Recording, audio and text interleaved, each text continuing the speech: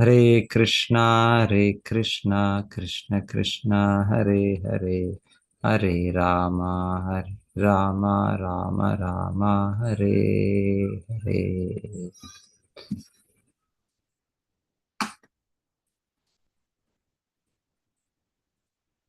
ಋತು ಮಹಾರಾಜರು ಅವರ ಪ್ರಾರ್ಥನೆ ಮುಂದುವರಿಸ್ತಾ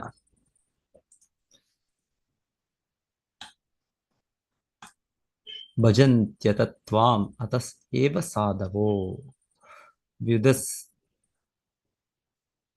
ಯುಧಸ್ತಂ ಮಾಯಾ ಗುಣ ವಿಭ್ರಮೋದಯಂ ಭವತ್ ಪದಾನುಸ್ಮರ ನಾಧೃತೆ ಸಥಾ ನಿಮಿತ್ತಮನ್ಯಂ ಭಗವನ್ ನ ವಿದ್ಮಹೆ. ಸದಾ ಮುಕ್ತರಾದ ಮಹಾನ್ ಸಾಧು ಸತ್ಪುರುಷರು ನಿನ್ನ ಭಕ್ತಿ ಸೇವೆಯನ್ನು ಕೈಗೊಳ್ಳುವರು, ಏಕೆಂದರೆ ಪ್ರಾಪಂಚಿಕ ಮಾಯೆಗಳಿಂದ ಬಿಡುಗಡೆ ಹೊಂದುವುದು ಭಕ್ತಿ ಸೇವೆಯಿಂದ ಮಾತ್ರವೇ ಸಾಧ್ಯ.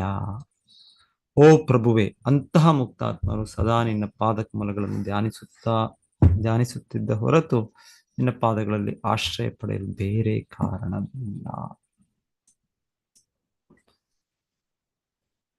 ಸೊ ಪೃಥು ಮಹಾರಾಜರು ಇನ್ನ ಹೆಚ್ಚು ಹೆಚ್ಚು ಭಗವಂತನ ಭಕ್ತಿ ಸೇವೆಯಲ್ಲಿ ತೊಡಗಿರೋಕ್ಕೆ ಅಪೇಕ್ಷಿಸ್ತಿದ್ದಾರೆ. ಭಗವಂತನು ಅವರಿಗೆ ನಾರಾಯಣನು ವಿಷ್ಣು, ಸೊ ಅಲ್ಲಿ ಬಂದು ಏನು ಆಶೀರ್ವಾದ ಬೇಕು ಅಂತ ಅವ್ರು ಕೇಳಿದ್ದು. ಸೊ ಇವರು ಭಗವಂತನಿಗೆ ನನಗೆ ನಿನ್ನ ಭಕ್ತಿ ಸೇವೆ, ಶುದ್ಧ ಭಕ್ತಿ ಸೇವೆಯಲ್ಲಿ ತೊಡಗೋ ಅವಕಾಶಗಳು ಅದು ನನಗೆ ಬೇಕು, ಆ ರೀತಿ ಭಕ್ತರ ಸಂಘ ಬೇಕು ಅಂತ ಆ ರೀತಿ ಅವರು ಭಗವಂತನಿಗೆ ಮನವಿ ಮಾಡ್ತಾ ಇದ್ದಾರೆ. ಮತ್ತೆ ಇಲ್ಲೂ ಕೂಡ ಅವ್ರು ಹೇಳ್ತಾ ಇರೋದು, ಇದರಿಂದಲೇ ನಾವು ನಮ್ಮ ಸಹಜ ಸ್ಥಿತಿ, ಸಹಜ ಮುಕ್ತ ಸ್ಥಿತಿಗೆ ಬರಕ್ಕೆ ಸಾಧ್ಯ. ಭಕ್ತಿಯಿಂದಲೇ ಮಾಯಾಶಕ್ತಿ, ಭಗವಂತನ ಬಹಿರಂಗ ಮಾಯ ಬಹಳ ಕಷ್ಟ. ದೈವೀಶ ಗುಣಮಯಿ ಮಮ ಮಾಯ ದುರತ್ಯಯ. ಸೊ ಇದರಿಂದ ಯಾರು ಕೂಡ ಸ್ವಪ್ರಯತ್ನದಿಂದ ಬೇರೆ ಯಾವ ಮಾರ್ಗದಿಂದನೂ ಬರ್ಲಿಕ್ಕೆ ಆಗೋದಿಲ್ಲ, ಹೊರಗೆ ಬರ್ಲಿಕ್ಕೆ ಆಗೋದಿಲ್ಲ. ದೈವೀಯೇಶ ಗುಣಮಯಿ ಮಮ ಮಾಯ ದುರತ್ಯ ಮಾಮೇವ ಯೇ ಪ್ರಪದ್ಯಂತೆ ಮಾಯಾಮೇತಾಂ ತರಂತೆ. ಈ ಭಕ್ತಿ ಸೇವೆ ಮೂಲಕ ಕೃಷ್ಣನನ್ನು ಆಶ್ರಯಿಸಿದರೆ ಆಗ ಮಾತ್ರ ಈ ಮಾಯೆಯಿಂದ ಹೊರಬರಕ್ಕೆ ಸಾಧ್ಯ, ಇನ್ನು ಯಾವ ವಿಧಾನ ಇಲ್ಲ. ಸೊ ಹಾಗೆ ಮತ್ತೆ ಶಿಲ ಪ್ರಭುಪಾದ ಭಾವಾರ್ಥದಲ್ಲಿ ಹೆಚ್ಚಾಗಿ ನಾವು ಇದರಲ್ಲಿ ಭೌತಿಕ ಜಗತ್ತಿನಲ್ಲಿ ಬದ್ಧ ಜೀವಿಗಳು, ನಾವು ಕರ್ಮಿಗಳು. ಕರ್ಮಿ ಅಂದ್ರೆ ಭೌತಿಕ ಫಲವನ್ನು ಇಚ್ಛಿಸ್ತಿದ್ದೇವೆ. ಯಾವ ಒಂದು ಚಟುವಟಿಕೆ ಕೂಡ ಮಾಡೋದು ಒಂದೇನೋ ಭೌತಿಕ ಫಲಕ್ಕೆ. ಮನಃಷ್ಟಾನಿ ಇಂದ್ರಿಯಾಣಿ ಪ್ರಕೃತಿ ಸ್ಥಾನಿ ಕರ್ಷತಿ ಸ್ಟ್ರಗಲ್. ತುಂಬಾ ಯಾವುದು ಕೂಡ ಹಾಗೆ ಸುಲಭವಾಗಿ ಸಿಗೋದಿಲ್ಲ, ಇಲ್ಲಿ ಶ್ರಮ. ಸೊ ಆದರೆ ಆ ಜ್ಞಾನಿ ಅಂತ ವ್ಯಕ್ತಿ ಕೂಡ ಇದರ ವ್ಯಕ್ತಿ ಅಂದ್ರೆ ನಾನು ಈ ದೇಹವಲ್ಲ, ನಾನು ಆತ್ಮವನ್ನು ಅರ್ಥ ನೇತಿ ಸೊ ಅರ್ಥ ಮಾಡ್ಕೊಂಡಿರೋ ವ್ಯಕ್ತಿ. ಸೊ ಆಗ ಆ ವ್ಯಕ್ತಿ ಇಲ್ಲಿ ಹೇಳ್ತಾ ಇರೋ ಕರ್ಮ ಸನ್ಯಾಸ ಅಂತ ಆ ರೀತಿ ಹೇಳ್ತಾರೆ. ಅದೇ ಆ ನೆಲೆ ಕೂಡ ಅದು ಒಂದು ರೀತಿ ಅದು ಒಂದು ಹೆಜ್ಜೆ ಅಂತ ಹೇಳ್ಬೋದು, ಒಂದು ಮುಂದೆ ಮುಂದೆ ಹೋಗೋ ಹೆಜ್ಜೆ, ಆದರೆ ಪರಿಪೂರ್ಣತೆ ಅಲ್ಲ. ಸೊ ಹಾಗೆ ಪತನಗೊಳ್ಳುವ ಸಾಧ್ಯತೆಗಳು ಬಹಳ ಇರ್ತವೆ. ನಿಜವಾದ ಶುಭ ಕ್ರಿಯೆ ಅಂದರೆ ಭಗವಂತನ ಭಕ್ತಿ ಸೇವೆ. ಬೇರೆ ಎಲ್ಲವೂ, ಎಲ್ಲ ತಪಸ್ಸೆಗಳು, ಎಲ್ಲ ಧರ್ಮ ಆಚರಣೆಗಳು, ಎಲ್ಲ ಯೋಗಾಭ್ಯಾಸಗಳು, ಎಲ್ಲ ಯಜ್ಞಗಳು ಎಲ್ಲವೂ ಇದೆ, ಎಲ್ಲವೂ ಒಂದೊಂದು ಹೆಜ್ಜೆಗಳು. ಕೊನೆಗೆ ಹೇಗೆ ಹೇಳ್ತಾರಲ್ಲ, ಎಲ್ಲವೂ ಕೂಡ ಒಂದೊಂದು ಒಂದು ಮೇಲಿನ ಮಟ್ಟದ ಒಂದು ಇದಕ್ಕೆ ಹೋಗಕ್ಕೆ, ಬಿಲ್ಡಿಂಗ್ ಮೇಲೆ ಹೋಗ್ಲಿಕ್ಕೆ ಒಂದೊಂದು ಅಂತಸ್ತು, first, second, third, fourth, fifth, sixth. So ಬೇರೆ ಬೇರೆ ಬೇರೆ ಅಂತಸ್ತುಗಳು, ಅದಕ್ಕೆ ಒಂದೊಂದು ಮೆಟ್ಟಲುಗಳಿರುತ್ತೆ. ಸೊ ಹಾಗೆ ಕೆಳಗಿಂದ ಶುರು ಆಗ್ತಾ ಹಾಗೆ ಕರ್ಮಿ ಒಂದು ಶುದ್ಧ, ಅಟ್ಲೀಸ್ಟ್ ಸ್ವಲ್ಪ ಪ್ರಾಮಾಣಿಕ ಧರ್ಮ ಅರ್ಥ ಕಾಮ ಮೋಕ್ಷ. ಸೊ ಆ ರೀತಿಯ ಒಂದು ಅನಾಗರಿಕತೆಯಿಂದ ನಾಗರಿಕತೆ. ಸೊ ಮತ್ತೆ ಆ ಧರ್ಮದ ಪಾಲನೆಯಿಂದ ಮತ್ತೆ ಕ್ರಮೇಣವಾಗಿ ಜ್ಞಾನಿ ಇಲ್ಲ ಯೋಗ ಅಭ್ಯಾಸದ ಮೂಲಕ ಇನ್ನ ವೈರಾಗ್ಯವನ್ನು ಪಡೆಯೋದು. ಸೊ ಹೀಗೆ ಕ್ರಮವಾಗಿ ಕೊನೆಗೆ ಭಕ್ತಿಗೆ ಬರಬೇಕದು. ಭಕ್ತಿಗೆ ಭಗವಂತನಿಗೆ ಆಶ್ರಯಿಸದೆ ಯಾವ ಇದು ಕೂಡ ಪರಿಪೂರ್ಣವಾಗುವುದಿಲ್ಲ. ಯಾವ ಒಂದು ವಿಧಾನವು ಕೊನೆಗೆ ನಿಜವಾದ ಪರಿಪೂರ್ಣತೆ ಭಕ್ತಿಯ ನೆಲೆಯಲ್ಲಿ ಮಾತ್ರ ಸಾಧ್ಯ ಆಗುತ್ತೆ. ಸೊ ಇಲ್ಲಿ ನಮ್ಮೆ ಓದ್ತೀನಿ ಭಾವಾರ್ಥ. ಕರ್ಮಿಗಳು ಸಾಮಾನ್ಯವಾಗಿ ಲೌಕಿಕ ಸುಖ ಸಂತೃಪ್ತಿಗೋಸ್ಕರ ಕಾಮ್ಯ ಕರ್ಮಗಳಲ್ಲಿ ನಿರತರಾಗಿರುತ್ತಾರೆ. ಜ್ಞಾನಿಗಳಾದರೋ ಹಾಗೆ ಲೌಕಿಕ ಸುಖವನ್ನು ಅರಸಿ ಬೇಸತ್ತಿರುತ್ತಾರೆ. ಸೊ ಈ ರೀತಿ ಅನುಭವ, ಭೌತಿಕ ಜಗತ್ತಿನ ಅನುಭವ ಜ್ಞಾನಿಗೆ ಇದೆ. ಸೊ ಹಾಗಾಗಿ ನಿಜವಾದ ಜ್ಞಾನಿ ಅಂದ್ರೆ ಭಕ್ತನು, ಸಂಪೂರ್ಣವಾಗಿ ಭಗವಂತನ ಆಶ್ರಯಿಸೋ ಭಕ್ತನು. ಆದರೂ ಜ್ಞಾನಿ ಅಂದ್ರೆ ಇಲ್ಲಿ ಹೇಳ್ತಾ ಇರೋದು, ಯಾರು ಈ ಭೌತಿಕ ಜಗತ್ತಿನ ಇದರಲ್ಲಿ ಸುಖ ಇಲ್ಲ ಅಂತ ತಿಳ್ಕೊಂಡು ನಮ್ಮ ನಿಜವಾದ ನೆಲೆ ಆಧ್ಯಾತ್ಮಿಕ ನೆಲೆ ಅಂತ ತಗೊಂಡು ಆ ವ್ಯಕ್ತಿ ಕೂಡ ಜ್ಞಾನಿ. ಆ ವ್ಯಕ್ತಿ ಕೂಡ ಸ್ವಲ್ಪ ಜ್ಞಾನದಲ್ಲಿ ಮುಂದುವರೆದಾನೆ, ಅವರನ್ನು ಕೂಡ ಜ್ಞಾನಿ ಅಂತ ಹೇಳ್ತಾರೆ. ಹೀಗೆ ಭಗವಂತನ ಗೀತೆಯಲ್ಲಿ ಹೇಳೋದು, ಬಹುನಾಂ ಜನ್ಮನಾಮ್ ಅಂತೆ ಜ್ಞಾನವಾನ್ ಮಾಂ ಪ್ರಪದ್ಯತೆ. ಸೊ ನಿಜವಾಗಿಯೂ ಕೃಷ್ಣನನ್ನು ಸಂಪೂರ್ಣ ಶರಣಾಗತಿ ಆಗೋದು ವ್ಯಕ್ತಿ ಅಂದ್ರೆ ಅವನು ಈ ರೀತಿ ಈ ಭೌತಿಕ ಆಸಕ್ತಿಯಿಂದ ಅವನು ವೈರಾಗ್ಯವನ್ನು ಪಡೆದಿರೋ ಜ್ಞಾನಿ. ಸೊ ಆ ವ್ಯಕ್ತಿ ಬಹುನಾಂ ಜನ್ಮನಾಮ ಅಂತ, ಬಹಳ ಜನ್ಮಗಳ ನಂತರ ಅವಾಗ ಆ ಜ್ಞಾನದ ಬೆಳವಣಿಗೆಯಿಂದ ಅವ ನಿರ್ಣಯ ಏನ್ ಬರುತ್ತೆ, ವಾಸುದೇವ ಸರ್ವಮಿತಿ. ಸೊ ಕೃಷ್ಣ ವಾಸುದೇವ, ಭಗವಂತನೇ ಪರಿಪೂರ್ಣ, ಅವನೇ ಅಂತಿಮ ಸತ್ಯ.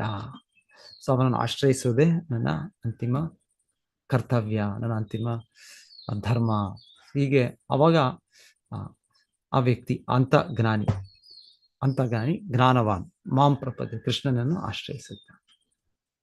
ಸೊ ಇದು ಸಾಮಾನ್ಯವಾದ ಪದ್ಧತಿ ಇದು.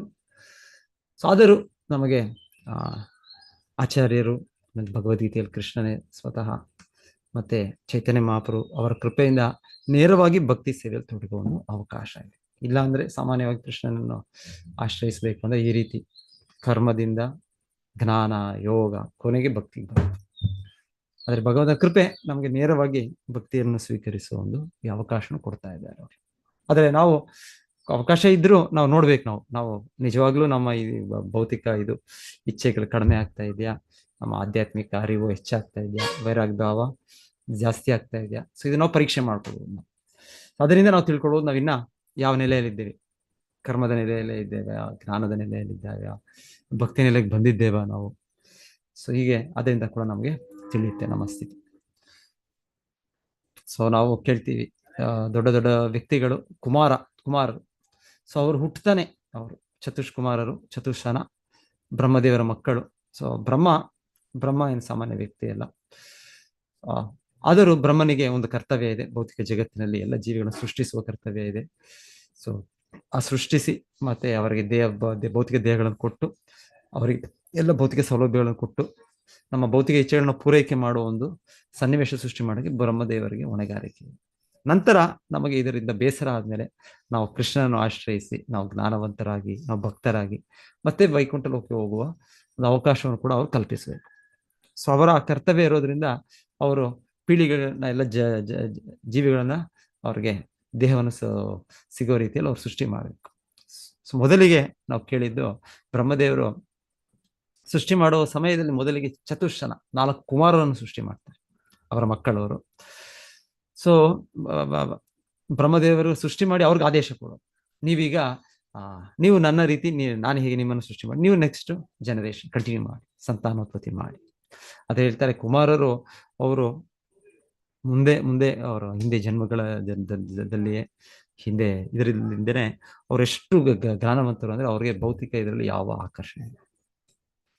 ಸೊ ಅವರು ಹಾಗೆ ಬ್ರಹ್ಮದೇವರ ಮಾತನ್ನು ನಿರಾಕರಿಸ್ತಾರೆ. ತಂದೆಯ ಮಾತು ನಿರಾಕರಿಸಬಾರದು, ಅದು ಬ್ರಹ್ಮದೇವರು ಅಂತ ತಂದೆ, ಅವರ ಮಾತನ್ನು ನಿರಾಕರಿಸಲೇಬಾರದು. ಆದರೂ ಹೇಳ್ತಾರೆ ಇವರ ಆಧ್ಯಾತ್ಮಿಕ ದೃಷ್ಟಿಯಿಂದ ಕುಮಾರರು ಅದನ್ನ ನಿರಾಕರಿಸುತ್ತಾರೆ. ಮತ್ತೆ ಅವರು ಆ ನೆಲೆಯಲ್ಲಿ ಇದ್ದಾರೆ, ಅವ್ರು ಸುಮ್ಮನೆ ಅವರು ನಿರಾಕರಿಸ್ಬಿಟ್ರು ಏನೋ ಅಂತ. ಅವರು ಆ ನಿಜವಾದ ಆ ವೈರಾಗ್ಯದ ನೆಲೆಯಲ್ಲಿ, ನಿಜವಾದ ಜ್ಞಾನದ ನೆಲೆಯಲ್ಲಿ ಅಲ್ಲಿ ಇರೋದ್ರಿಂದ ಅವರು ನಿರಾಕರಿಸ್ತಾರೆ. ಸೊ ನಂತರ ನಾವು ಕೇಳ್ತೇವೆ ಮುಂದೆ ಅವರು, ಆದರೆ ಬ್ರಹ್ಮದೇವರಿಗೆ ಅವರ ಬಗ್ಗೆ ಬ್ರಹ್ಮದೇವ್ರಿಗೆ ಗೊತ್ತು, ಇವರು ಸಾಮಾನ್ಯ ವ್ಯಕ್ತಿಗಳಲ್ಲ, ಇವರು ತುಂಬಾ ಆಧ್ಯಾತ್ಮಿಕವಾಗಿ ಬೆಳೆದ ವ್ಯಕ್ತಿಗಳು. ಸೊ ಹಾಗೆ ಬ್ರಹ್ಮದೇವರು ಅವರನ್ನು, ಅದ್ರ ಕೋಪ ಬಂತು ಸಹಜವಾಗಿ, ಯಾರಾದ್ರೂ ಮಾತು ಕೇಳಿ ಕೋಪ ಬರುತ್ತೆ, ಅದು ತಮ್ಮ ಮಕ್ಕಳೇ ಈ ತರ ಮಾಡಿ ಇನ್ನ ಕೋಪ ಬಂದೇ ಬರುತ್ತೆ ಸಹಜವಾಗಿ. ಸೊ ಹೀಗೆ ಅವರ ಕೋಪದಿಂದ ನಾವು ಕೇಳೋದು ರುದ್ರ ರುದ್ರ ಅವ್ರ ಶಿವ ಅವ್ರು ಹುಟ್ಟಿ ಬರೋದು ಅಂತ ನಾವು ಮುಂದೆ 3ನೇ ಸ್ಕಂದದಲ್ಲಿ ಇದನ್ನು ವಿವರಣೆ ಕೇಳಿದ್ವಿ ನಾವು. ಸೊ ಇವರು ಕುಮಾರರು ಆಗಲೇ ಅವರು ಆ ನೆಲೆಯಲ್ಲಿದ್ದರು, ಜ್ಞಾನವಂತರು, ಜ್ಞಾನಿಗಳು. ಸೊ ನಂತರ ಅವರ ವಿವರಣೆ ಬರುತ್ತೆ. ಅವರು ಹಾಗೆ ಅವರು ಅದರಲ್ಲೇ ಬ್ರಹ್ಮ ಸತ್ಯ, ಇವಾಗ ನಾವು ಆತ್ಮ ಅಲ್ಲ, ನಾವು ದೇಹ ಅಲ್ಲ ಅಂತ ಇದರಲ್ಲಿ ಸಾಕ್ಷಾತ್ಕಾರದಲ್ಲಿ ಅವ್ರು ತೊಡಗಿರ್ತಾರೆ ಅವರು. ಆದ್ರೂ ಅವ್ರು ಹೇಳ್ತಾರೆ, ನಂತರ ಒಮ್ಮೆ ಭಗವಂತನ ಪಾದಗಳಿಂದ ಬರುವ ತುಳಸಿ ಆ ಒಂದು ಇದರಿಂದ ಅವ್ರಿಗೆ ವಾಸನೆಯಿಂದ ಆಕರ್ಷಣೆ ಆಗ್ತಾರೆ. ಸೊ ಅವ್ರು ಹುಡ್ಕೊಂಡು ಹೋಗ್ತಾರೆ, ಎಲ್ಲಿಂದ ಬರ್ತಾ ಇದೆ ಇದು. ಸೊ ಹೇಳ್ತಾರೆ, ಆಗ ಅವರು ವೈಕುಂಠ ಲೋಕಕ್ಕೆ ಅವ್ರ ಪ್ರವೇಶ ಮಾಡ್ತಾರೆ. ಅಂದ್ರೆ ಅವ್ರಿಗೆ ಅಷ್ಟೊಂದು ಶಕ್ತಿ ಕೂಡ ಇತ್ತು ಅವ್ರಿಗೆ, ಯಾರಿಗೆ ಕುಮಾರರಿಗೆ. ಮುಕ್ತ ಪುರುಷರು ಅವರು, ಭೌತಿಕ ಇದರಿಂದ ಮುಕ್ತರು ಅವರು. ಸೊ ಅವರು ಹಾಗೆ ಅವ್ರಿಗೆ ಸಾಮಾನ್ಯವಾಗಿ ಆಗೋದಿಲ್ಲ, ಆದರೆ ಇವರಿಗೆ ಆ ರೀತಿಯ ಒಂದು ವಿಶೇಷ ಸ್ಥಾನ, ವಿಶೇಷ ಅನುಗ್ರಹ ಭಗವಂತನದು. ಮತ್ತೆ ಅವರು ಭಗವಂತನನ್ನು ನೋಡಿ ಭಗವಂತನಿಗೆ ಆಕರ್ಷಿತಗೊಂಡು ಅವ್ರು ಶುದ್ಧ ಭಕ್ತರಾಗ್ತಾರೆ. ಸೊ ಮೊದಲು ಜ್ಞಾನವಂತರಾಗಿರ್ತಾರೆ, ಜ್ಞಾನಿಗಳಾಗಿರ್ತಾರೆ. ಸಂಪೂರ್ಣ ಭೌತಿಕ ಜಗತ್ತಿನ ಸೋಂಕಿನಿಂದ, ಕಾಮ, ಕ್ರೋಧ, ಲೋಭ ಎಲ್ಲ, ತಾಮಸ ಗುಣ ಹೆಚ್ಚು, ರಾಜಸ ಗುಣ, ಕಾಮ, ಲೋಭ, ಸೊ ಇದರಿಂದ ಅವರು ಮುಕ್ತ ಆಗಿರ್ತಾರೆ.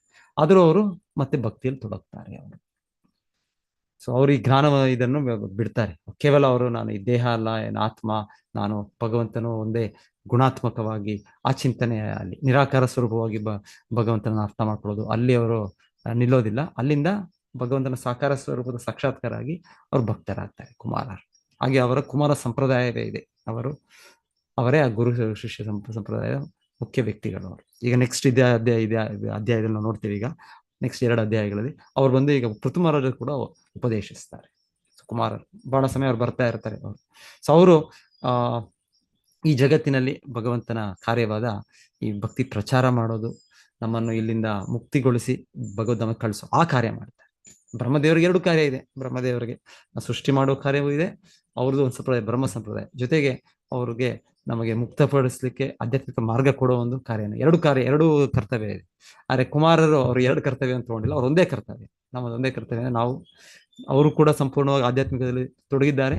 ಮತ್ತೆ ಅವರು ಎಲ್ಲ ಅವರ ಶಿಷ್ಯರನ್ನು, ಅವರ ಅನ್ಯಾಯಗಳನ್ನು ಆ ಪಥದಲ್ಲಿ ಕರ್ಕೊಂಡು ಹೋಗೋದು ಒಂದೇ ಕರ್ತವ್ಯ. ಸೊ ನಾರದ ಮಹರ್ಷಿಗಳು ಅವರು ಹಾಗೆ ಅವ್ರಿಗೆ ಒಂದೇ ಕರ್ತವ್ಯವನ್ನು ಸ್ವೀಕರಿಸಿದ್ದಾರೆ. ಸೊ ಏನಿದೆ, ಸೊ ಹೀಗೆ ಶುಕಮುನಿಗಳು ಈ ಭಾಗವತದಲ್ಲಿ ನಾವು ಕೇಳೋದು ಮೊದಲಿಗೆ, ಅವರು ಕೂಡ ಸಂಪೂರ್ಣ ಜ್ಞಾನಿಗಳಾಗಿ ಸಂಪೂರ್ಣ ವೈರಾಗ್ಯ ಪಥದಲ್ಲಿ ಅವರು ಇರ್ತಾರೆ. ಮತ್ತೆ ಅವರು ಮೊದಲಿಗೆ ಹೇಳ್ತಾರೆ, ಅವರು ಅಷ್ಟು ಭಕ್ತರೊಟ್ಟಿಗೆ ಸಂಘದಲ್ಲೂ ಕೂಡ ಇರೋದಿಲ್ಲ ಅಂತ ಕೂಡ ಅವ್ರ ಬಗ್ಗೆ ಸ್ವಲ್ಪ ಹೇಳ್ತಾರೆ. ಆದರೆ ಅವರು ಕೂಡ ಭಗವಂತನ ಬಗ್ಗೆ ಕೇಳಿದ್ಮೇಲೆ ಭಗವಂತನ ಶುದ್ಧ ಭಕ್ತರಾಗಿ ಅವರು ಕೂಡ ಸಂಪೂರ್ಣವಾಗಿ ಭಕ್ತಿಯನ್ನು ಸ್ವೀಕರಿಸ್ತಾರೆ ಶುಕಮುನಿಗಳು.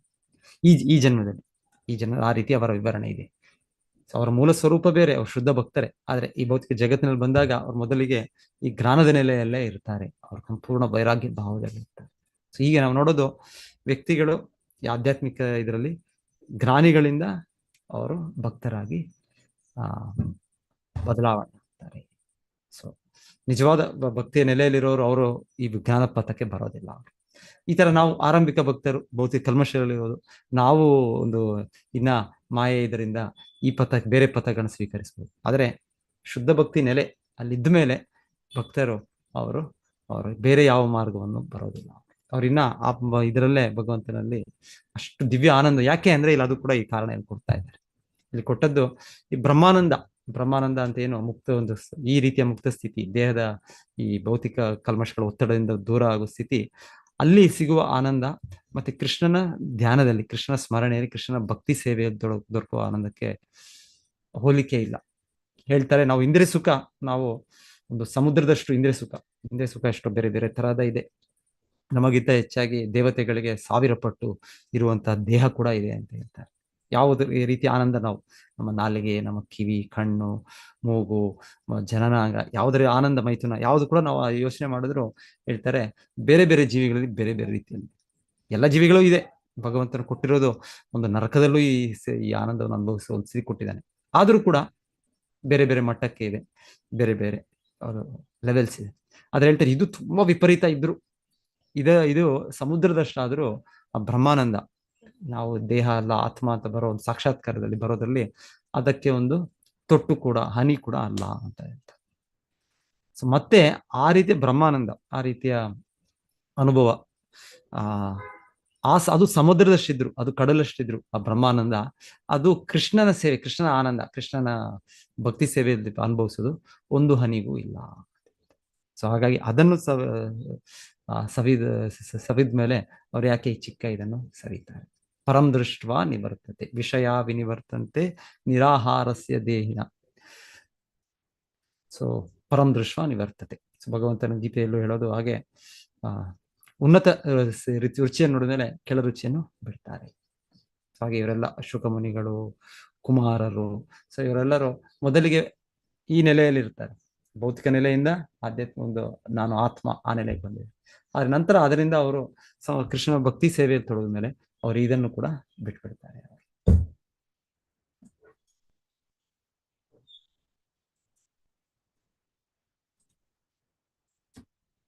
ಸೊ ಆತ್ಮ ರಾಮಾಶ್ಚ ಮುನಯೋ ನಿರ್ಗ್ರಂಥಿ ಅಪಿ ಉರುಕ್ರಮೆ ಕುರುವಂತಿ ಅಹಾಯಿತು ಕಿಂ ಭಕ್ತಿನ್ ಇತ್ತಂಭೂತ ಗುಣೋಹರಿಹಿ ಅಂತ ಒಂದು ಮಾತು ಇದು ಭಾಗವತದಲ್ಲಿ.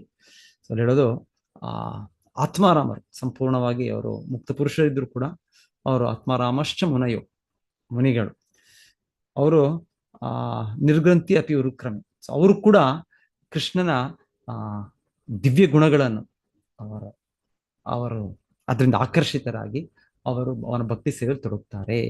ಆತ್ಮಾರಾಮಶ್ಚ ಮುನಯೋ ನಿರ್ಗ್ರಂಥಿ ಅಪಿ ಉರುಕ್ರಮೆ ಕುರುವಂತಿ ಹಾಯ್ತು ಕಿಂ ಭಕ್ತಿಂ. ಸೊ ಇದು ಭಕ್ತಿ, ನಿಜವಾದ ಭಕ್ತಿ ಅಂದ್ರೆ ಇದು ಸಂಪೂರ್ಣ ಮುಕ್ತ ಪುರುಷರು, ಜ್ಞಾನಿಗಳು, ಸೊ ಅವರು ತೊಡಗುವಂಥದ್ದು ಇದು. ಮತ್ತೆ ಅದರಿಂದನೇ ಕೇವಲ ಇಲ್ಲಿ ಹೇಳ್ತಾ ಇರೋದು ಒಬ್ಬ ವ್ಯಕ್ತಿ ಈ ಮಾಯೆ ಭಗವಂತನ ಈ ಬಹಿರಂಗ ಶಕ್ತಿಯಿಂದ ಮುಕ್ತರಾಗಲು ಸಾಧ್ಯ. ಸತ್ಯ ಭಗವದ್ಗೀತೆ ಕೃಷ್ಣ ಕೂಡ ಹೇಳೋದು ನನ್ನ ಭಕ್ತಿ ಸೇವೆಯಲ್ಲಿ ತೊಡಗುವವರು ಮಹಾತ್ಮರು ಅಂತ ಕೃಷ್ಣ ಹೇಳ್ತಾರೆ. ಮಹಾತ್ಮಾನಸ್ತು ಮಾಂ ಪಾರ್ಥ ದೈವೀಂ ಪ್ರಕೃತಿಂ ಆಶ್ರಿತ. ಸೊ ಮಹಾತ್ಮ ಯಾರು ಅಂದ್ರೆ ಆ ಜ್ಞಾನಿ ಯಾರು ಕೃಷ್ಣನ ಅಂತರಂಗ ಶಕ್ತಿಯ ಆಶ್ರಯದಲ್ಲಿ ಕೃಷ್ಣ ಸೇವೆ ಮಾಡ್ತಾರೆ. ಮಹಾತ್ಮಾನಂತು ಮಾಂ ಪಾರ್ಥ ದೈವಿ ಪ್ರಕೃತಿ ಆಶ್ರಿತ. ಮತ್ತೇನ್ ಮಾಡ್ತಾರೆ ಅವರು? ಹಾಗೆ ಭಜಂತಿ ಅನನ್ಯ ಮನಸ್ಸೋ, ಅವರು ಇನ್ನೊಂದು ಕಡೆ ಇದು ಯೋಚನೆ ಇಲ್ಲದೆ ಅವರು ಮನಸ್ಸನ್ನು ದೃಢವಾಗಿ ಭಜಂತಿ ಅನನ್ಯ ಮನಸ್ಸು, ಅನ್ಯ ವಿಚಾರವಿಲ್ಲದೆ ಭಜಂತಿ ಅನನ್ಯ ಮನಸ್ಸು ನನ್ನನ್ನು ಅವರು ಸ್ಮರಿಸ್ತಾರೆ. ಜ್ಞಾತ್ವಾ ಭೂತಾದಿಂ ಅವ್ಯಯಂ ಸತತಂ ಕೀರ್ತಯಂತೋ ಮಾಂ ಯತಂತಶ್ಚ ದೃಢಾವ್ರತ. ಸೊ ಅವರು ಸತತವಾಗಿ ನಿರಂತರವಾಗಿ ನನ್ನ ಭಕ್ತಿ ಸೇವೆಯಲ್ಲಿ ತೊಡಗುತ್ತಾರೆ. ಸತತಂ ಕೀರ್ತಯಂತ ಯತಂತಶ್ಚ ದೃಢವ್ರತ, ತುಂಬಾ ದೃಢ ನಿರ್ಧಾರದಿಂದ ದೃಢತೆಯಿಂದ. ಯತಂತಶ್ಚ ದೃಢವ್ರತ ನಮಸ್ಯಂತಶ್ಚ ಮಾಂ ಭಕ್ತ್ಯ, ನನ್ನನ್ನು ನಮಸ್ಕರಿಸುತ್ತಾ ನಿತ್ಯಯುಕ್ತ ಉಪಾಸತೆ, ನನ್ನನ್ನು ಪೂಜಿಸುತ್ತಾರೆ ನಿತ್ಯವಾಗಿ. ಸೊ ಹೀಗೆ ಭಗವದ್ಗೀತೆಯಲ್ಲೂ ಹೇಳೋದು ಒಂದೇ, ಇಲ್ಲಿ ಭಾಗವತಲ್ಲಿ ಕೂಡ ನಾವು ಕೇಳ್ತಾ ಇರೋದು ಒಂದೇ ಇದು ಭಕ್ತಿ ಅತ್ಯುನ್ನತ ನೆಲೆ. ಇದರಿಂದಲೇ ನಾವು ಕೇವಲ ಭಗವಂತನ ತೃಪ್ತಿಪಡಿಸ್ಬೋದು. ಇದರಿಂದಲೇ ನಾವು ಈ ಭೌತಿಕ ಕಲ್ಮಶ, ಈ ಮಾಯೆಯಿಂದ ದೂರವಾಗ್ಬೋದು. ಮತ್ತೆ ಅದು ನಮ್ಮ ಸಹಜ ಸ್ಥಿತಿ, ನಮ್ಮ ಜೀವ್ಯರ ಸ್ವರೂಪ ನಿತ್ಯ ಕೃಷ್ಣ ದಾಸ್. ನಮ್ಮ ನಿಜ ಸಹಜವಾದೇನೋ ಅಸಹಜವಾದದ್ದೇನೋ ಅಲ್ಲ.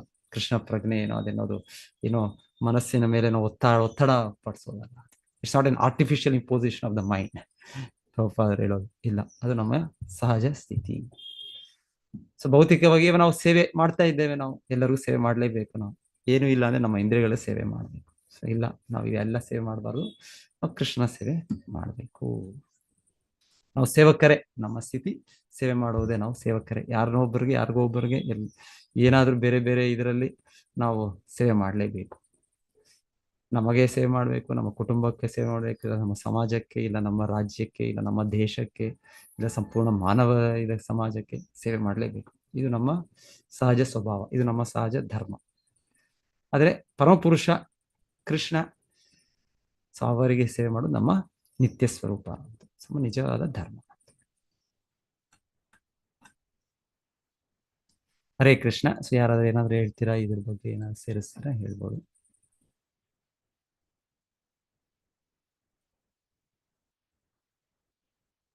ಲಾಸ್ಟ್ ಪ್ಯಾರಾಗ್ರಾಫ್ ಅನ್ನು ಓದ್ತೀನಿ. ಹರೇ ಕೃಷ್ಣ ಪ್ರಭುಜಿ. ಹೇಳಿ ಪ್ರಭುಜಿ.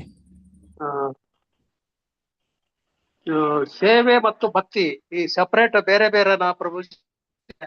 ಯಾಕೆಂದ್ರೆ ನಾವು ಭಕ್ತಿ ಮಾಡೋದು ಶ್ರವಣ, ಕೀರ್ತನ, ಸ್ಮರಣ ಇವೆಲ್ಲ ಆಯ್ತು. ಇದ್ರ ಜೊತೆ ನಾವು ಸೇವೆ ಹೆಂಗ್ ಮಾಡೋದು ಅಂದ್ರೆ, ನಾವು ಇಂದ್ರಿಯಗಳನ್ನ ಮಾತ್ರ ಭಗವಂತನ ಸೇವೆಗೆ ಇಡೋದಕ್ಕ ಅದನ್ನ, ಇಲ್ಲ ಬೇರೆ ಯಾವ್ದಾರು ಎಕ್ಸಾಂಪಲ್ ಇದ್ರ? ನೀವ್ ಹೇಳಿದ ಕರೆಕ್ಟ್. ನಮ್ಮ ಇಂದ್ರಿಯಗಳನ್ನು ಭಗವಂತನ ಸಂಪರ್ಕಿಸಕ್ಕೆ, ಅವನ ಇಂದ್ರಿಯಗಳನ್ನ ತೃಪ್ತಿಪಡಿಸೋಕೆ ಉಪಯೋಗಿಸೋದು ಅದು ಭಕ್ತಿ ಸೇವೆ. ಸೊ ಇಂದ್ರಿಯ ಏನು, ಋಷಿಕೇಶ ಸೇವನಂ ಭಕ್ತಿ ರುಚ್ಯತೆ. ಋಷಿಕ ಇಂದ್ರಿಯಗಳು. ಸೊ ಈ ಶ್ರವಣ, ಕೀರ್ತನ ಪ್ರತಿಯೊಂದು ಇದ್ರೂ ನಾವು ನಮ್ಮ ಇಂದ್ರಿಯಗಳನ್ನು ಉಪಯೋಗಿಸ್ತಾ ಇದ್ದೇವೆ ಕೃಷ್ಣನ ಅರ್ಥ ಮಾಡ್ಕೊಳ್ಳಿಕ್ಕೆ, ಕೃಷ್ಣ ಬಗ್ಗೆ ಕೇಳಲಿಕ್ಕೆ. ಸೊ ಇದು ಸೇವೆ. ಸೇವೆ ಪ್ರತಿಯೊಂದು 9 ವಿಧವಾಗಿ ಭಕ್ತಿ ಸೇವೆ. ಭಕ್ತಿ ಮಾರ್ಗ ಅಂದ್ರೇನೆ ನವವಿಧ ಭಕ್ತಿ ಅಂತ ಹೇಳೋದು. ಸೊ ಶ್ರವಣಂ ಕೀರ್ತನಂ ವಿಷ್ಣು. ಸೊ ಅದು ಕೇಳ್ತಾ ಶುರು ಆಗುತ್ತೆ, ಕೃಷ್ಣನ ಬಗ್ಗೆ ಆಲಿಸ್ತಾ ಶುರು ಆಗುತ್ತೆ ಭಕ್ತಿ. ಮತ್ತೆ ಕೃಷ್ಣನ ಬಗ್ಗೆ ನಾವು ಕೃಷ್ಣ ನಾಮವನ್ನು ಹೇಳೋದು, ಕೃಷ್ಣನ ಕೀರ್ತಿಸೋದು, ಅದು ಎರಡನೆಯದು. ಮತ್ತೆ ಸ್ಮರಣೆ, ನಮ್ಮ ಶ್ರವಣ ಕೀರ್ತನೆ ನಾವು ಮಾಡ್ತಾ ಮಾಡ್ತಾ ಮಾಡ್ತಾ ನಮಗೆ ಸ್ಮರಣೆ ನೆನಪು ಉಳಿಯುತ್ತೆ. ನಮಗೆ ಸದಾ ನಾವು ಚಿಂತನೆ ಮಾಡುವುದು ಭಗವಂತನ ಬಗ್ಗೆ. ಆಮೇಲೆ ಶ್ರವಣಂ ಕೀರ್ತನಂ ಸ್ಮರಣಂ. ನೆಕ್ಸ್ಟ್ ಬೇರೆ ಅಂಗಗಳು ಇದೆ ಭಕ್ತಿ ಸೇವೆಯಲ್ಲಿ. ಸೊ ಪಾದ ಸೇವನಂ, ಅರ್ಚನಂ, ದಾಸ್ಯಂ, ಸಾಕ್ಯಂ, ಕೊನೆಗೆ ಆತ್ಮನಿವೇದನ, ಸಂಪೂರ್ಣವಾಗಿ ಭಗವಂತನನ್ನು ಆಶ್ರಯಿಸೋದು, ಆತ್ಮನಿವೇದನ, ಸಂಪೂರ್ಣ ಸಮರ್ಪಿಸ್ಕೊಳ್ಳೋದು. ಸೊ ಎನಿವೆ, ಸೊ ಎಲ್ಲವೂ ಕೂಡ ಭಕ್ತಿ ಸೇವೆ. ಎಲ್ಲವೂ ಕೂಡ ಭಜನ ಕ್ರಿಯಾ, ಅನರ್ಥ ನಿವೃತ್ತಿ, ಅದು ನಾವು ಭಕ್ತಿ ಪಥದಲ್ಲಿ ಹೋಗುವ ಹಂತಗಳು, ಬೇರೆ ಬೇರೆ ಹಂತಗಳದು. ಅದೇ ಇದು ಯಾವ ರೀತಿಯಲ್ಲಿ ಸೇವೆ ಮಾಡೋದು, ಎಲ್ಲವೂ ಕೂಡ 9, 8, 7 ಇವನ್ನು ನಾವು ಅಳವಡಿಸಿ ಪಾಲನೆ ಮಾಡೋದ್ರಿಂದ ಈ ಒಂದೊಂದು ಹಂತದಲ್ಲಿ ಮುಂದುವರಿತೀವಿ ನಾವು. ಶ್ರದ್ಧೆಯಿಂದ ಸಾಧು ಸಂಘದಿಂದ ಭಜನ ಕ್ರಿಯೆಯಿಂದ ಅನರ್ಥ ನಿವೃತ್ತಿಯಿಂದ ನಿಷ್ಠ, ಮತ್ತೆ ರುಚಿ, ಮತ್ತೆ ಆಸಕ್ತಿ, ಮತ್ತೆ ಭಾವ, ಕೊನೆಗೆ ಪ್ರೇಮ. ಸೊ ಇಲ್ಲಿ ಹೇಳ್ತಾ ಇರೋದಿಲ್ಲಿ ಇವು 12 ರಸಗಳು ಬರ್ತಾವಲ್ಲ ಪ್ರಭುಜಿ, ಅವು ಹೇಗೆ? ಅವಾಗ ಶಾಂತ ರಸ, ದಾಸ ರಸ, ಇದು ಅದೆಲ್ಲ ಪ್ರೇಮದ ನೆಲೆಯಲ್ಲಿ ಅವರು ಮುಕ್ತ ಪುರುಷರು, ಶುದ್ಧ ಅವರ ಭಾವ ಮತ್ತೆ ಪ್ರೇಮ ಮೇಲೆ ಅವರು ಸೇವೆ ಮಾಡೋದಕ್ಕೆ, ಸೇವೆ ಕಂಟಿನ್ಯೂ ಆಗುತ್ತೆ. ಇಲ್ಲಿ ಕೂಡ ಕಂಟಿನ್ಯೂ ಆಗುತ್ತೆ, ಆ ಪ್ರೇಮ ಭಕ್ತಿಯಲ್ಲೂ ಕಂಟಿನ್ಯೂ ಆಗುತ್ತೆ. ಆದ್ರೆ ಇಲ್ಲಿ ನಾವು ತರಬೇತಿ ಪಡಿತಾ ಇದ್ದೇವೆ. ಅಲ್ಲಿ ಪಡೆದ ವ್ಯಕ್ತಿಗಳು ಅವರು ತರಬೇತಿಯೆಲ್ಲ ಅವರು ಸ್ಪಾಂಟೇನಿಯಸ್, ಸಹಜವಾಗಿ. ಇವಾಗ ನಾವು ಜಪ ಮಾಡ್ಬೇಕಪ್ಪ, ಈಗ ಜಪ ಮಾಡಿದ್ರೆ ಯಾವಾಗ ಜಪ ಮಾಡೋದು ನಾನು, ಮತ್ತೆ ಟೈಮ್ ಇರುತ್ತೋ ಇಲ್ವೋ. ಸೊ ಈಗ ನಮಗೆ ಈ ರೀತಿ, ಸೊ ನಾವು ನಮಗೆ ಒಂದು ನಮ್ಮ ಒತ್ತಾಯ ಸಾಧನ. ಆದ್ರೆ ಪ್ರೇಮ ಭಕ್ತಿಯಲ್ಲಿ ಇಲ್ಲ. ಅವ್ರಿಗೇನು ಸಹಜವಾಗಿ ಅವರು ಯಾವಾಗ್ಲೂ ಅವರು ಕೃಷ್ಣ ಚಿಂತನೆ ಇರ್ತಾರೆ. ಅವ್ರಿಗೆ ಆ ರುಚಿ ಇದೆ, ಅವ್ರಿಗೆ ಸಪ್ತವಾಗಿದೆ. ಸೊ ಆ ನೆಲೆಯಲ್ಲಿ ಅವರು ಈ 5ರಲ್ಲಿ ಒಂದು ಶಾಂತ, ದಾಸ್ಯ, ಸಾಕ್ಯ, ವಾತ್ಸಲ್ಯ, ಮಾಧುರ್ಯ, ಈ ನೆಲೆಯಲ್ಲಿ ಅವರು ಸಹಜವಾಗಿ ಕೃಷ್ಣ ಸೇವೆ ಮಾಡ್ತಾ ಇದ್ದಾರೆ. ನಮಗ್ ಗೊತ್ತಿಲ್ಲ ಏನು ಕೃಷ್ಣನ ಜೊತೆ ಏನ್ ಸಂಬಂಧ ನಮ್ಗೆ ಈಗ ಅಂತ. ನಮಗೇನು ಕೃಷ್ಣನ ಸ್ನೇಹಿತನ ನಾನು, ಕೃಷ್ಣನ ದಾಸನ, ಕೃಷ್ಣನ ಶಾಂತ ಭಕ್ತನ, ಇವ್ರು ಗೊತ್ತಿಲ್ಲ ನಮ್ಗೆ. ಮುಕ್ತ ಸ್ಥಿತಿಯಲ್ಲಿ ಕೃಷ್ಣನ ಆ ಸ್ವರೂಪವನ್ನು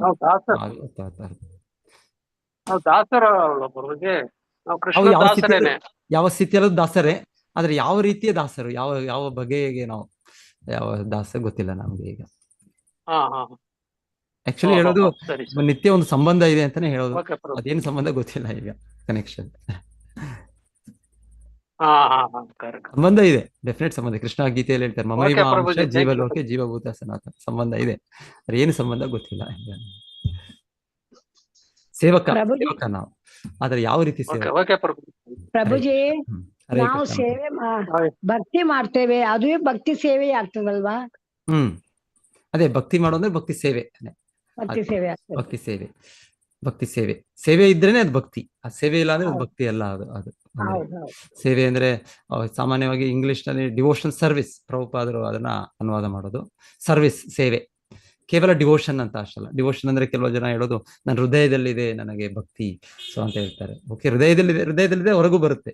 ನೀವು ಹೃದಯದಲ್ಲಿ ಒಬ್ಬರನ್ನ ತುಂಬಾ ನಿಮಗೆ ಪ್ರೀತಿ ಮಾಡಿದ್ರೆ, ನೀವು ಐ ಲವ್ ಯು ಅವ್ರಿಗೆ ನೀವು ತೋರಿಸ್ತೀರಾ ಭಕ್ತಿ, ಅದನ್ನ ಪ್ರೇಮವನ್ನು, ಪ್ರೀತಿ ವ್ಯಕ್ತವಾಗುತ್ತೆ. ನೀವು ಅವ್ರಿಗೆ ನೀವು ಯಾವುದೇ ರೀತಿಯಲ್ಲಿ ಸೇವೆ ಮಾಡ್ತೀರಾ ಅವ್ರಿಗೆ, ಅದರಿಂದ ನಿಮ್ಮ ಪ್ರೀತಿ ವ್ಯಕ್ತವಾಗುತ್ತೆ. ಸೊ ಡಿವೋಷನಲ್ ಸರ್ವಿಸ್ ಅನ್ನೋದು, ನಾವು ಭಗವಂತನ ಭಕ್ತಿ ಇದೆ ಅಂದ್ರೆ ನಾವು ಅದನ್ನು ಈ ರೀತಿಯ ಚಟುವಟಿಕೆಗಳು, ಶ್ರವಣ, ಕೀರ್ತನ, ಸ್ಮರಣ, ಈ ರೀತಿಯಲ್ಲಿ ಕೃಷ್ಣನ ಸೇವೆಯಲ್ಲಿ ತೊಡಗುತ್ತೇವೆ. ಇದು ಭಕ್ತಿ ಇಲ್ದಿರ ಸೇವೆ ಅಪರಿಪೂರ್ಣ ಅಂತಾನೆ ಹೇಳ್ತಾರೆ.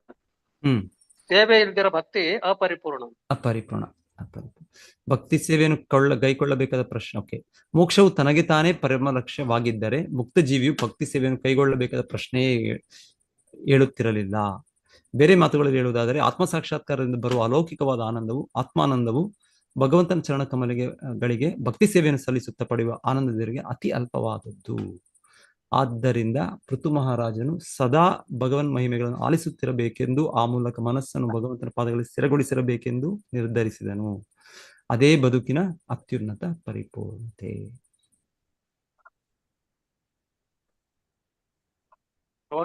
Thank you Prabhuji. ಹರೇ ಕೃಷ್ಣ.